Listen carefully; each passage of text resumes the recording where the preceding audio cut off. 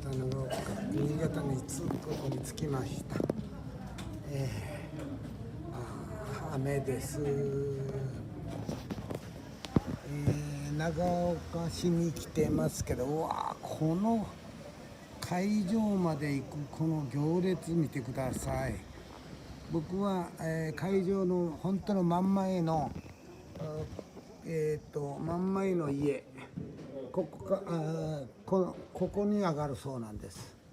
上がる場所、会場が少し見えてますけども、これから真上、ここに上がるそうです。雨が降ってましたけど、結果的にはできる時にはもう、雨も上がってます。すごいですね。みんなが会場を向けてドロドロ歩いてます。車はもう全く入れないような状況ですけど、すごいですね。すごいですね。こちらも見てください。こっちのずーっとみんな歩いてます。やっぱり、日本一の花火大会だけに、すごいですね。みんながこっちを見てますけども、ということです。